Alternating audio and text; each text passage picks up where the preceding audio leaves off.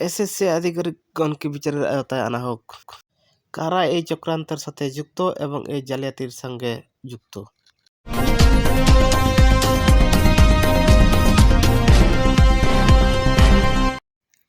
জয় ভীম, জয় মূল্যবাসী। যারা এই সার্জামগুলো নিউজ, যারা আপনারা যে সমস্ত নাগরিকগণ দেখছেন, আপনাদের সকলকে শুভেচ্ছা ও অভিনন্দন। প্রথমে আমরা শুরু করব সুপ্রিম কোর্টের প্রধান বিচারপতি DY চন্দ্রচূড়। তিনি বলছেন এসএসসি হচ্ছে পরিকল্পিত জালিয়াতি। কিভাবে পরিকল্পিত জালিয়াতি, এই প্রতিবেদনটি শুনুন। এসএসসি হচ্ছে একটি সংস্থা। এই সংস্থা তো নিজে থেকে পরিচালিত হতে পারে না।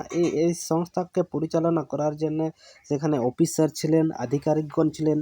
এই এসএসসি সংস্থার আধিকারিকগণ প্রশ্নপত্র তৈরি করেছেন, প্রশ্নপত্রের উত্তর দেখেছেন, কাগজপত্র ঠিক করেছেন, চাকরি প্রার্থীদের কাগজপত্র জমা নিয়েছেন এবং ভেরিফিকেশান করেছেন। ভেরিফিকেশান করার পর তাদেরকে চাকরির নিয়োগপত্র দিয়েছেন।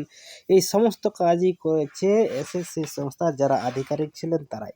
অথচ এই আধিকারিকগণ আজকে অযোগ্য মানুষকে কীভাবে এই নিয়োগপত্র দিলেন? যোগ্য মানুষকে তারা দিতে পারেন, তো অযোগ্য মানুষকে কীভাবে দিলেন? এক কথায় বলতে হয় আধিকারিকগণ এই জালিয়াতিতে জড়িত আছে। তাই প্রধান বিচারপতি বলেছেন এসএসসি হচ্ছে পরিকল্পিত জালিয়াতি। তো এই পরিকল্পিত জালিয়াতির পরিণাম কি হয়েছে?